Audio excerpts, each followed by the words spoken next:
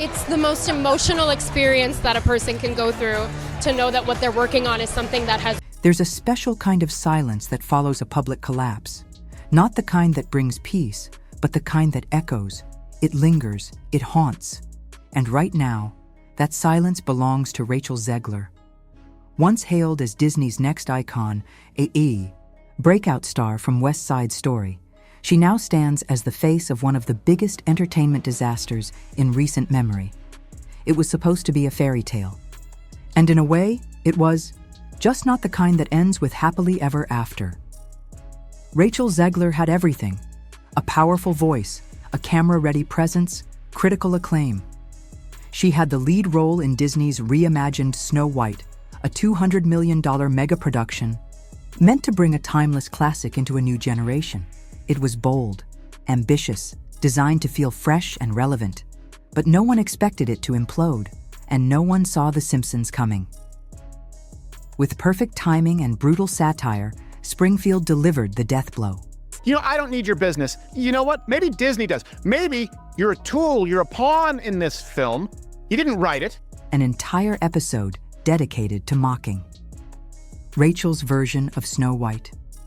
The title alone, Snow Woke, the reimagining, said everything. And the parody? Devastating. A self-obsessed, clueless princess marching through the kingdom, shaming traditions, banning romance, and watching her own film flop in an empty theater before melting down live on TV. America laughed. Rachel didn't. Sources close to her said she was furious. She wasn't laughing, not even close. And who could blame her? Because The Simpsons didn't just make fun of the film. They turned Rachel into a character, a punchline. A symbol of everything people were tired of seeing in Hollywood: preachy remakes, arrogant stars, and stories that scold more than they inspire. This wasn't just satire. It was a reckoning. But to understand how it got this bad, you have to rewind. Rachel Zegler's fall didn't start at the box office. It didn't start with The Simpsons. It started the moment she opened her mouth and told the world what she thought of the 1937 Snow White. Weird, she called it. Outdated. She mocked the prince as a stalker. She said Snow White would no longer be saved by a man and wasn't dreaming of true love. And just like that, the magic evaporated. She wasn't celebrating the legacy. No one on the right side of America can stand the star of this movie. She was rewriting it. She didn't treat the film with reverence. She treated it like a relic to be fixed. And when audiences heard that, they didn't feel excitement. They felt insulted. And then came the quotes, over and over. If you disagree with the sentiment, Rachel said on camera, just hit the unfollow button. I don't need your business. That line followed her everywhere. Clips from interviews went viral for all the wrong reasons. Dressed as Snow White, she said she deserved to be paid for every hour her film is streamed. People laughed, but not kindly. "Cry me a river," one critic wrote. "This is what entitlement looks like." It snowballed. Every quote, every post, every public moment added fuel. Fans weren't angry because she had opinions. They were angry because her opinions came with disdain. It wasn't about telling a new story. It was about tearing the old one down. And for millions, that felt like betrayal. Then came the marketing disaster. Disney's PR team tried to pivot. They canceled press stops. They pulled her from interviews. They sent producers to talk to her, begging her to tone it down. She didn't. One insider revealed that after a controversial tweet, they asked her directly, "Can you just take it down?" Rachel refused. Gal Gadot, her co-star, stayed silent. At press events, the distance between them was palpable. On stage, no chemistry. At the Oscars, icy body language. Rumors swirled that Gal had distanced herself from the drama, that she didn't want to be tied to the chaos.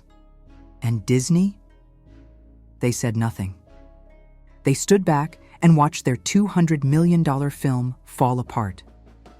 Then came the box office numbers. Minecraft, a movie about pixelated blocks, outperformed Snow White by tens of millions in a single weekend. Audiences flooded theaters, teenagers, dressed in suits for meme-filled screenings. Families embraced the fun. It was goofy, silly, light. It was everything Snow White wasn't. Rachel's film, meanwhile, played to empty rooms.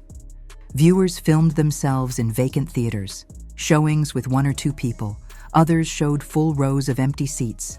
The phrase box office bomb didn't quite capture the scale of it. It was a total collapse. Then the internet took over. Memes flooded Reddit, TikTok, YouTube. The hashtag #HonGirlBoss's Snow White trended for all the wrong reasons. People dissected every clip, parodied every line. The IMDb score? 1.6, one of the lowest in Disney history. And then came the fake OnlyFans scandal. And Nee.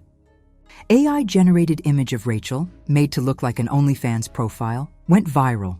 It was fake, clearly fake, but thousands believed it. That's how far her public image had fallen. The idea that the wholesome Disney star might have taken that route felt believable to people. That's how fast the fairy tale turned. And Rachel? She vanished, deleted posts, canceled appearances, no press, no explanations. Her relationship with fellow actor Josh Andres Rivera? Over. Rumors of the breakup spread like wildfire. More proof, some said, that the pressure had finally cracked her. Hollywood noticed. Casting calls that once named her specifically suddenly removed her name. Projects that once courted her quietly moved on. For a moment, she was the future. Now, she's a brand risk, a punchline, a warning sign. And that's when the Simpsons struck. They didn't hold back. They didn't blur lines. They gave her a name, Rachel Z. They mocked the film, mocked the message, mocked the meltdown. And America laughed harder than they had in years.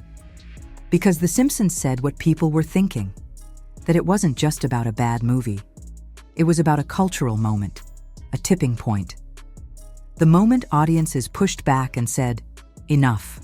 The irony? Rachel Zegler probably didn't mean for any of this to happen.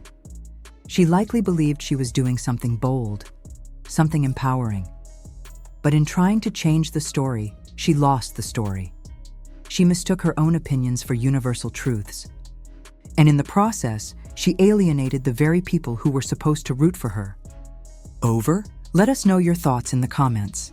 And if this breakdown gave you insight, clarity, or just made you feel like someone finally said what needed to be said, hit that like button, subscribe, and ring the bell so you don't miss what's coming next. Because in Hollywood, no crown is safe, and sometimes the fairest of them all is the first to fall.